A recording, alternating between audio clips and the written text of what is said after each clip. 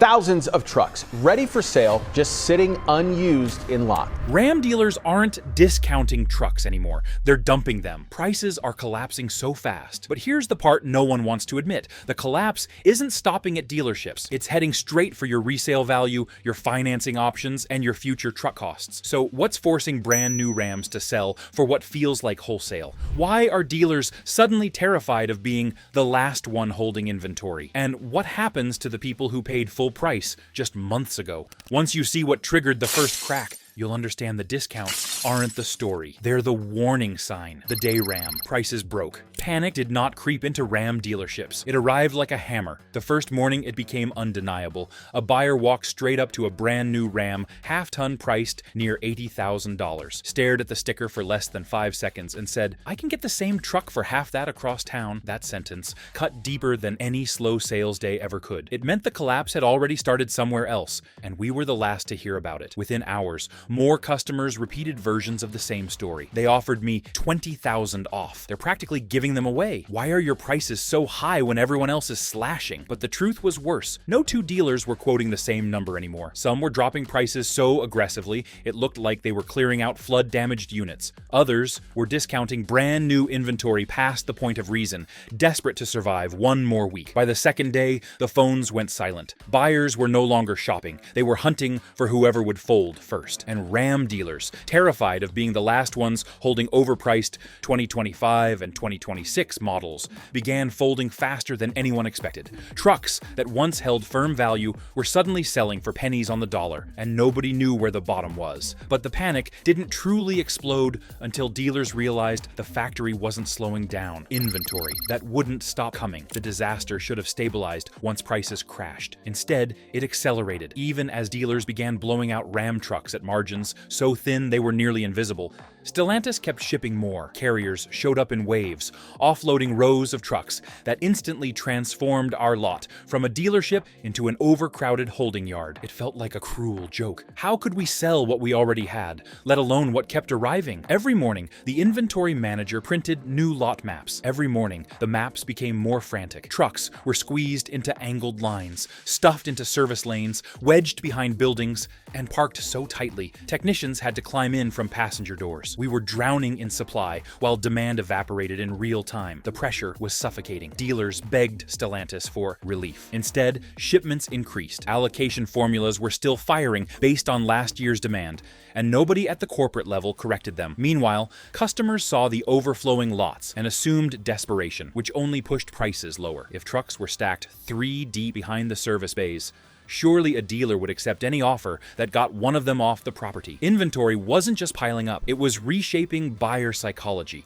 Every visible truck signaled weakness, and every sign of weakness forced discounts even further below normal margins. And the trucks piling up were nothing compared to the financial discovery that came next. Before I show you what broke the numbers, I need this. What's the biggest discount you've seen on a new Ram online, on a lot, or in a quote? Comment the trim plus amount, because regional differences tell the real story. And what do you think happens next? Deeper incentives or production cuts? Drop your guess. If this is helpful, hit like and subscribe, because I'm tracking how this hits resale values and loan approvals, and you don't want to find out after the market resets. The moment profit turned negative. When Ram prices began falling, dealers hoped volume would offset the losses. Instead, selling trucks made the financial situation worse. The turning point hit during a routine profitability audit. A mid-trim Ram that had been discounted nearly $15,000 still showed a loss once floor plan interest and aging penalties were applied. Another truck came in at $1,000 underwater. A third was even worse. Suddenly, every sale was a financial wound. The floor plan clock was the hidden killer. Trucks sitting more than 90 days triggered escalating interest charges. Many Ram models had passed 120 days,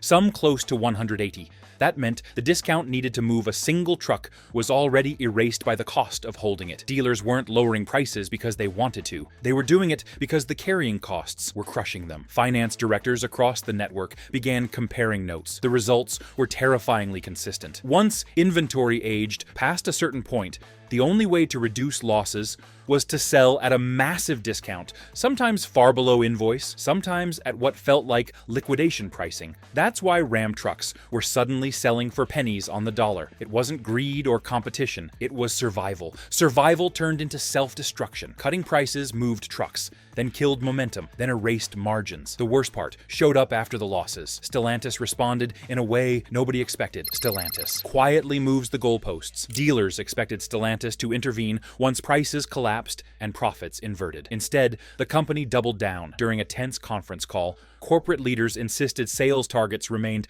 achievable, even as every dealer on the screen stared at rows of unsold trucks, eating their balance sheets alive. Then came the blow. Stellantis was raising targets, not lowering them. Bonuses tied to volume, a critical lifeline, would now require moving even more trucks at a time when customers were demanding bottom-of-the-barrel pricing. To hit the new goals, dealers would need to take losses so deep they threatened the store's stability. But missing the targets meant losing factory money entirely, which guaranteed a financial disaster. It was a lose-lose proposition masquerading as motivation. Dealers were furious, but Stellantis held its ground, insisting the market would correct and buyers would return. The corporate optimism felt delusional. Worse, marketing materials continued advertising premium pricing, even as lots overflowed with heavily discounted units. Customers saw the contradiction and questioned whether Stellantis understood what was happening at ground level. Confidence eroded further. The disconnect between headquarters and dealerships became a widening fault line. For many stores, the message was clear. Stellantis wasn't just behind the curve. They were rewriting expectations to protect their own metrics, while dealers absorbed the fallout. And as the gap widened, dealers began to realize something far more alarming. Because the crisis wasn't a temporary glitch. It was the start of a structural failure no one could ignore. Forecasting failure at the corporate level. Inside Stellantis, the collapse did not begin on the sales floor. It began inside a conference room where regional data models insisted that demand for Ram trucks would remain strong through the next fiscal cycle. As a former regional representative, I watched the company rely heavily on algorithmic forecasting tools that interpreted the previous few years of inflated truck sales as a permanent baseline. The system predicted continuous growth, projecting that consumers would accept higher prices as long as the trucks carried the Ram badge. Those projections shaped every internal discussion, leaving no room for skepticism. When the economy shifted and buyers became more cautious, the forecasting software failed to recognize the change. It continued to push production targets upward, feeding Stellantis leadership charts that painted an optimistic future. Executives trusted the numbers because they had delivered success before, and no one wanted to challenge a model that seemed reliable. As a result, Stellantis committed to aggressive manufacturing schedules, even as early warning signs flashed across multiple regions. The disconnect widened every month. Regional teams raised the alarm. Corporate leadership waved it away as temporary. The models kept projecting demand that wasn't there, and the factories kept building trucks as if nothing had changed. By the time Stellantis recognized the gap, the supply was already locked in, produced, delivered, and sitting unsold across the map. This wasn't a hiccup. It was the first domino. Then one more gamble made the fallout worse, the engine gamble that backfired. Inside the engineering division, optimism was high when Stellantis announced its shift away from the traditional Hemi V8. The Hurricane Inline 6 was positioned as a technological leap forward, promising efficiency without sacrificing performance. As a Ram product planner, I sat through countless presentations showing graphs, simulations, and projected fuel savings. Leadership believed the new engine strategy would modernize the brand and win over buyers who cared about innovation, but they underestimated how emotionally attached truck owners were to the Hemi. The backlash began quietly. Loyal customers asked why Ram would remove an engine that had built its reputation. Concerns grew when rumors suggested the new inline 6 lacked the durability and simplicity truck buyers trusted. Social media amplified those doubts. And within months, the narrative shifted. The Hurricane was not viewed as advanced. It was seen as unproven. Dealers relayed customer complaints, and field reports showed hesitation in nearly every region. Instead of symbolizing progress,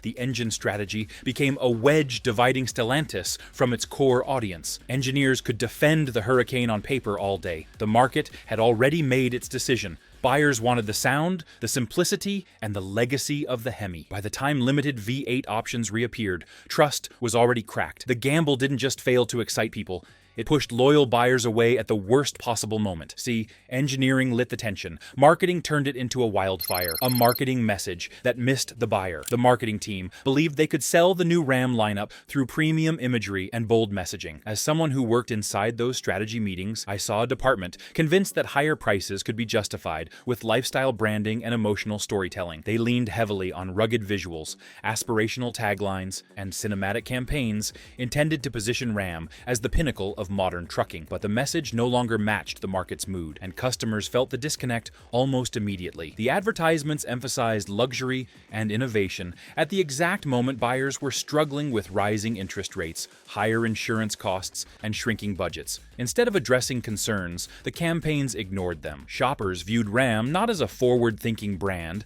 but as a company refusing to acknowledge reality. Dealers begged for practical messaging, focused on value and durability, but headquarters remained committed to their premium narrative. The gap widened with every new commercial. What the marketing department failed to grasp was simple. Truck buyers were not rejecting Ram because the trucks lacked features. They were rejecting Ram because they no longer believed the trucks were worth the soaring prices they were. Campaigns only reinforced that perception. By the time feedback reached the executive level, the damage had spread across multiple regions, leaving dealers stuck with unsellable inventory and customers questioning every part of the brand's direction. When marketing collapsed, it set off the nightmare every dealer feared most: the used Ram time bomb. Long before new Ram trucks became difficult to move, the used market began sending signals that something was terribly wrong. As the used car manager at a high-volume Ram store, I tracked residual values carefully. At first, the declines were small, barely noticeable. Then, they began accelerating. Trucks that once held value better than most competitors started losing thousands over short periods. Customers trading in older models were shocked when I presented numbers far below their expectations. Their frustration was justified. The collapse in used value created a chain reaction. When customers realized their trucks were worth far less than anticipated, they hesitated to upgrade. Why finance a new model at a record high price when their current truck had depreciated faster than any previous generation? That hesitation spread quickly. Trade-ins slowed, lease returns stalled, and equity evaporated. Each loss on a used model translated into a harder sell on a new one, creating a feedback loop that poisoned the entire ecosystem. By the time Stellantis finally admitted there was a problem, the damage was already baked in. Customers stopped seeing Ram as a safe bet and started seeing it as a financial risk. Dealers pleaded for help, but the used market had already turned into a time bomb, and its blast radius didn't stop at trade values. Pressure like that doesn't stay aimed at the factory. It turns dealers on each other. Ram dealers turn against each other. The moment discounts became the only tool left, competition among Ram dealers transformed from healthy rivalry into open warfare. As a dealer principal in a crowded metro area, I watched neighboring stores slash prices without hesitation, sometimes cutting thousands off trucks just to pull customers away from us. The old unwritten rules vanished. Dealers who once coordinated inventory swaps now treated each other like enemies fighting for the last lifeboat. Every discounted unit sold by another store meant one more unsold truck rotting on our own lot. The aggression escalated quickly. Some dealers blasted ads claiming they were the only honest Ram store, implying others were hiding secret markups. Others offered below-cost deals that made no financial sense except to spite competitors. Customers noticed the desperation. They began shopping dealers against one another, sending screenshots of competing offers to extract deeper cuts. The margins grew thinner until they disappeared entirely. In moments, the market devolved into chaos. This cannibalization did not help anyone. When one dealer lowered prices, everyone else was forced to follow. By the end of the quarter, nearly every store in the region was selling trucks at a loss, hoping volume bonuses might keep them afloat. The environment felt hostile and unsustainable, like a battlefield where victory meant survival, not profit. But as destructive as dealer warfare was, a larger threat was waiting just beyond it. But the real collapse started when lenders got involved. Financing dries up.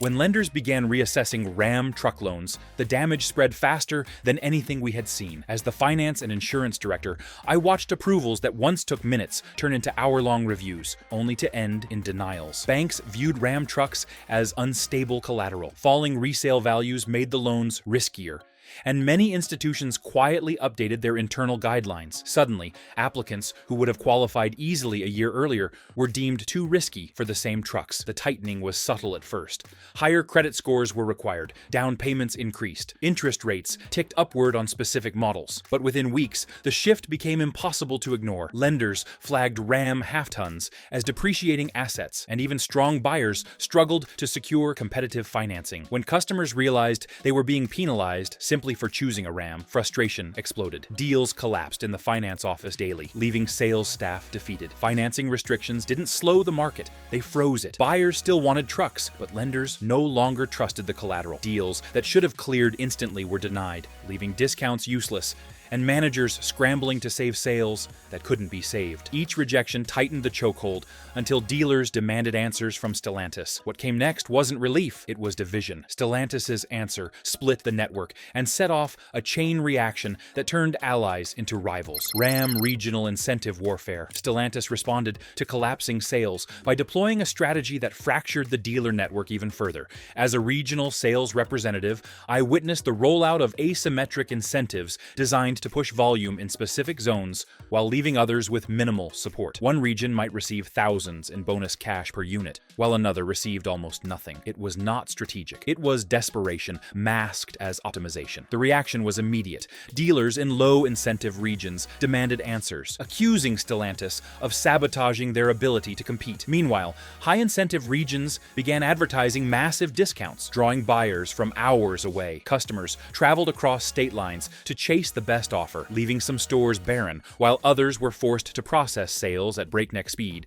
just to capture shrinking bonuses. The imbalance destabilized everything. This internal warfare became unmanageable. Dealers threatened to withhold orders. Some refused to participate in regional programs altogether, claiming they were being used to inflate performance metrics in other territories. The tension between Stellantis and its network reached levels I had never seen. Instead of uniting dealers to fight the crisis, the company pushed them into rivalry and resentment. The incentive structure, designed to spark sales instead, sparked mutiny within the Ram ecosystem. The biggest blow was still to come from the very customers Ram depended on most, the Ram Loyalists' revolt. For decades, Ram's strength came from loyal customers who returned generation after generation. I have spent more than 30 years in this business, and I could always count on familiar faces walking through the door when a new model arrived. But during this collapse, something changed. Longtime owners felt betrayed by falling resale values and confused by Stellantis' shifting strategies. They no longer trusted the brand, and their disappointment cut deeper than any market fluctuation. The conversations became painful.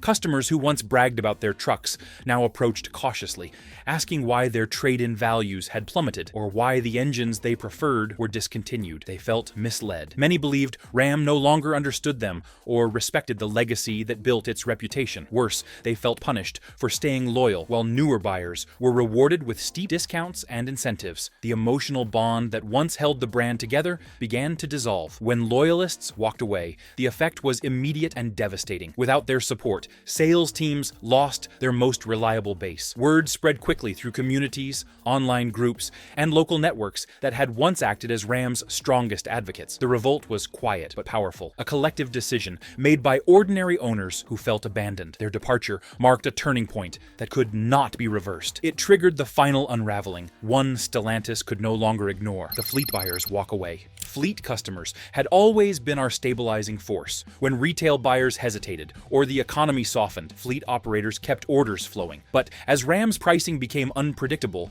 and resale values dropped, those same customers began reevaluating their commitments. As a fleet sales manager, I spent years cultivating relationships with companies that purchased dozens of trucks at a time. They depended on predictable costs, steady maintenance patterns, and long-term value. Ram could offer none of that anymore. The calls began with subtle concerns. A contractor wanted to delay renewal. A logistics company requested revised pricing before considering new bids. Then came the blunt conversations. Several major operators told us outright that they could not justify adding Ram trucks to their fleets when depreciation had become impossible to forecast. Their financial models collapsed under the uncertainty. They needed stability, and Ram no longer represented it. One longtime client even described buying new trucks as a gamble with no upside. When fleet buyers walked away, Ram didn't just lose volume, it lost credibility. That vacuum ripped out the one segment that could keep numbers steady during a slowdown, and the shockwave hit everything downstream. Dealers felt it first, then factories, then Stellantis itself. Retail weakness can be patched with incentives. Losing fleets is different. It signals instability the whole industry notices. From there, the crisis stopped being about customers and started becoming about infrastructure. The next domino wasn't on the lot. It was in the supply chain. Ram's supplier chain starts breaking. Suppliers had always been the unsung backbone of Ram's success. But as instability spread, their confidence in Stellantis eroded quickly. As an executive at a parts supplier heavily tied to Ram, I witnessed the tension firsthand. We depended on consistent forecasts, predictable order volumes, and steady communication. Instead, we received erratic updates, shifting production targets, and last-minute revisions that made planning nearly impossible. The volatility was unsustainable. Cost structures deteriorated as raw material prices climbed, and without long-term assurances from Stellantis, bulk purchasing collapsed. Some suppliers cut output, others raised prices, and several quietly sought contracts elsewhere to escape Ram's uncertainty. Trust evaporated, taking with it the stability that once held the entire supply network together. Every disruption in the chain rippled outward. Delayed components slowed assembly lines. Missing parts forced Stellantis to reshuffle production schedules. Inconsistent supply made certain trims nearly impossible to build, further complicating inventory issues. For the first time, it was clear that the Ram crisis was no longer confined to dealerships and consumers. It had penetrated the industrial core. That deterioration forced Stellantis leadership to confront a choice they had avoided for months, which forced Ram leadership into the decision that changed everything. Stellantis considers production cuts. Inside Stellantis headquarters, the debate over Ram production had been simmering for months. As an operations strategist, I watched leadership struggle to reconcile collapsing sales with a manufacturing structure designed for continual growth. Factories had been optimized for high output, and slowing them down was not a simple adjustment. It meant confronting the possibility that Ram's era of aggressive expansion had come to an end, at least temporarily. When the numbers hit a breaking point, the discussion changed. Executives reviewed inventory, supplier strain, and financial forecasts, and the conclusion was unavoidable. Maintaining production would bury Ram under unsold trucks, yet cutting output risked jobs and political fallout. The decision became a clash between institutional pride and unavoidable necessity. Strategic cuts became the only move left, not a shutdown, a controlled retreat to slow the bleeding and realign supply with a market that had already cooled. For a brand built on volume and market share, it was a dramatic reversal and a quiet admission that this wasn't a temporary dip. Expansion was over. Survival was the new strategy. Still, production cuts couldn't fix the bigger problem. The real shift wasn't happening in factories or boardrooms anymore. It was happening in buyer expectations, lender behavior, and resale math, the new Ram price reality. As the crisis unfolded, analysts across the industry reached the same conclusion. Ram would never return to its previous pricing power. The market had recalibrated expectations, and the inflated values of the past few years were gone for good. As an industry observer, I reviewed the data, studied auction reports, and listened to dealer feedback. The pattern was unmistakable. Consumers now expected discounts, incentives, and transparency. They no longer believed the premium price tags reflected actual value. Ram buyers now prioritize financial stability over loyalty, leaving the brand burdened by uncertainty and weakened trust. Discounts and production cuts cannot erase the shift. With prices settling lower and incentives becoming permanent, Ram must rebuild slowly in a market it no longer controls.